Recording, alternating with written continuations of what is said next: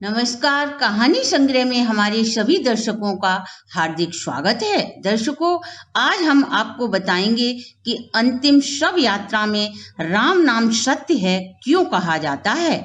हम आपको बताएं इससे पहले अगर आपने हमारे चैनल को सब्सक्राइब नहीं किया तो प्लीज जल्दी से सब्सक्राइब कर लीजिए। दर्शकों, जैसा कि हम सभी जानते हैं, इस संसार में जिसने भी जन्म लिया है उसे एक दिन मरना ही पड़ता है।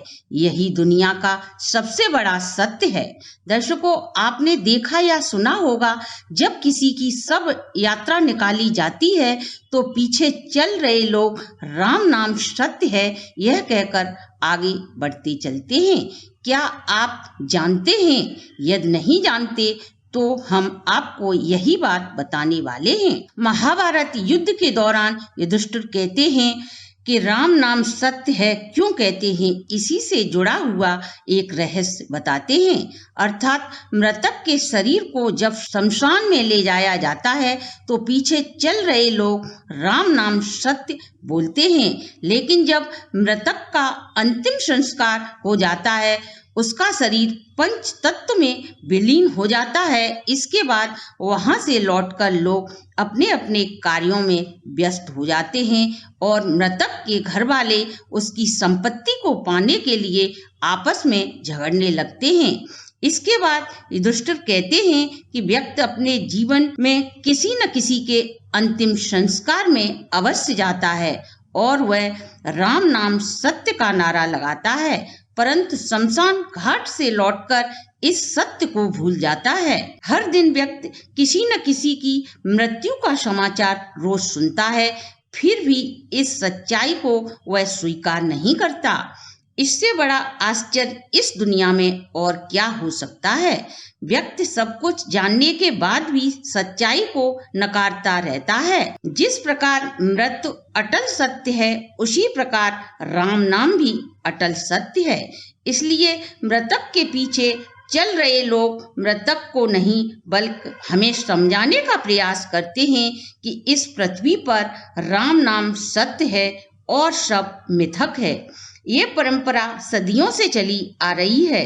अब आप ये समझ रहे होंगे कि राम नाम सत्य क्यों है। इस शब्द को बोलने से मृतक को जन्म मरण के चक्कर से मुक्ति मिल जाती है और सदा के लिए श्री हरि के चरणों में लीन हो जाता है। राम नाम सत्य जपने से मनुष्य के शरीर में सकारात्मक विचार आने लगते हैं, जिससे मनुष्य बुरे कर्म को करना छोड़ देता है और सत्य के मार्ग पर चलने लगता है।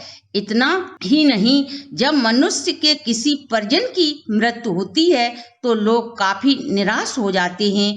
उन्हें निराशा से बाहर निकालने के लिए राम नाम सत्य ही ऐसा मंत्र है जो निराशा से बाहर निकालने में संपूर्ण सक्षम है।